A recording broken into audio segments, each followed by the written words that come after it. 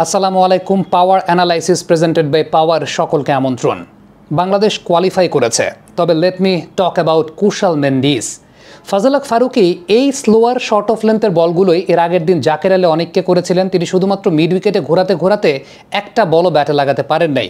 Kushal Mendis pure ক্লাসের জায়গাটা থেকে বুঝিয়ে দিলেন যে শুধুমাত্র মিড উইকেট না, পুরো মাঠে রান স্কোর করার জন্য আপনাকে স্কিলফুল হতে হয়।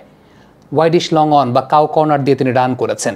ইভেন আপনি যদি কুশাল মেন্ডিসের ওয়াগন হুইলটা লক্ষ্য করে দেখেন, 40% রান কুশাল মেন্ডিস করেছেন ফাইন লেগ অঞ্চল দিয়ে, উইকেটের পেছন দিক থেকে। আফগানিস্তানের এই কমপ্লিকেটেড বোলিংয়ের এগেনস্টে কোথা দিয়ে আমাদের ব্যাটসম্যানরা রান করবে আমরা যখন খুঁজে পাই না, কুশাল মেন্ডিস দেখিয়ে দিলেন পেছন দিক দিয়েও রান করা যায়। 40% রান এবং একেবারে রিস্ক ছাড়া, পুরোপুরি রিস্ক ছাড়া, পুরোই ক্লাস, একদম টপ ক্লাস ব্যাটিংয়ের, টপ ক্লাস স্কিলের এক্সিকিউশনটা সেই জায়গাটায় কুশাল মেন্ডিস করেছেন এবং সেটা খুব ভালো মতো করেছেন, দেখতে ভালো লেগেছে। সত্যি কথা বলতে এই এশিয়া কাপে বিরাট কোহলির ইনিংস দেখতে পারবো না যে আফসোসটা ছিল, সেই আফসোসটা কিছুটা হলেও পুষিয়ে গেছে আজকে কুশাল মেন্ডিসের এই ব্যাটিংটা দেখে। এবার অন্য একটা প্রসঙ্গে কথা বলতে চাই, সেটা হচ্ছে ওয়ালা লাগে লাস্ট ওভারে 32 রান দিয়েছেন। এখন তাকে কেন খেলানো হয়েছে এই প্রশ্ন যদি আপনি করেন, তাহলে আপনি বোকার স্বর্গেই বাস করছেন। কারণ আফগানিস্তানের 10টা ডানহাতি ব্যাটসম্যান এবং আফগানিস্তানের ম্যাক্সিমাম ব্যাটারদেরই বাহাতি স্পিনার এগেনস্টে স্ট্রাইক রেটটা 100-র নিচে। মোহাম্মদ নবী তার ক্যারিয়ারে শুধুমাত্র 2024 সালে 100-র উপর স্ট্রাইক রেটে ব্যাটিং করেছিলেন।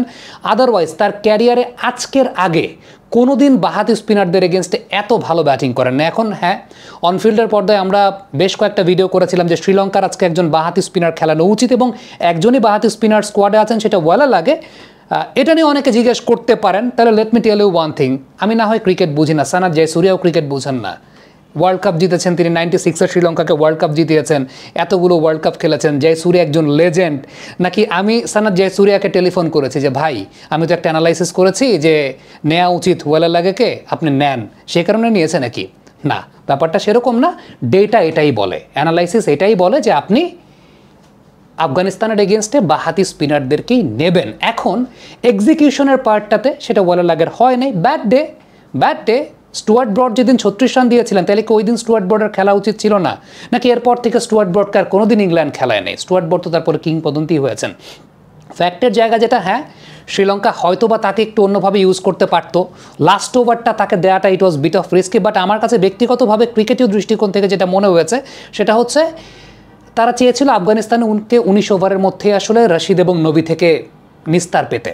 তারা ওই চান্সটাই নিয়েছে, যে কারণে তুষারা চামিরাদেরকে আগে ভাগে বোলিংটা করিয়েছে এবং তারা চায়নি যে 20তম ওভার পর্যন্ত খেলার গেম ডিসাইডিং জায়গাটা থাকুক কিংবা মোহাম্মদ নবী বা রশিদের কেউ ক্রিজে থাকুক। এখন নবী ওই পর্যন্ত টিকে গেছেন, ওয়ালা লাগিয়ে একটা ক্যাচ ছেড়েছেন সেই জায়গাটায় স্কোয়ার লেগ অঞ্চলে, এবং আফটার দ্যাট লাস্ট ওভারের তার এক্সিকিউশনের জায়গাটা 2টা 6 খাওয়ার পর আসলে তিনি আর পারেন নাই। তবে মোহাম্মদ নবীর প্রশংসা করতে হবে, ভাই 42 বছর বয়সেও এই লোকটা করে দেখাচ্ছেন মাঠে।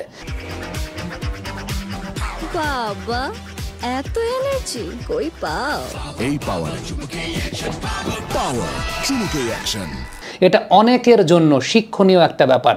ইভেন শুধুমাত্র ক্রিকেটার না, যারা 40-42 বছর বয়সে চিন্তা করেন যে আমার কর্মদক্ষতা, আমার এফিসিয়েন্সি কমে যাচ্ছে, তাদের জন্য একটা শিক্ষার জায়গা যে মোহাম্মদ নবী 42 বছর বয়সে এটা করে দেখিয়েছেন।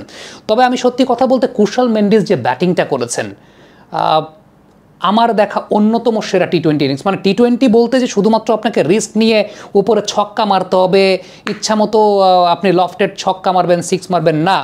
বিরাট কোহলিকে আমরা যেরকমভাবে দেখি বা দেখতাম ডিপ ব্যাটিং করা, এবং প্রত্যেকটা বৈশ্বিক আসরে বড় টুর্নামেন্টে একটা ক্রাঞ্চ গেম থাকে যেটা বিরাট কোহলি বের করেন।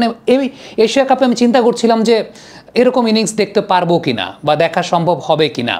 But Kusal Mendis he played his part. আমি যদি আবারও আপনাকে ওয়াগন হুইলটা দেখাই, আফগানিস্তানের এরকম ট্রিকি বোলিং লাইন আপ যেখানে নূর এবং রশিদ 8টা ওভার, এই 8টা ওভার খুবই ট্রিকি এবং এই 8টা ওভার আপনি রান থেকে করবেন সেটা একটা খুব প্রবলেমেটিক জায়গা দেখা যায়। But Kusal Mendis just did it brilliantly. আপনি 40% run behind the square fine leg অঞ্চল থেকে, আরও 30%-এর বেশি রান তিনি স্কোয়ার লেগ অঞ্চল দিয়ে নিয়েছেন, মানে প্রায় 70% রান তিনি বাহিন্ড দ্য স্কোয়ার থেকে নিয়েছেন।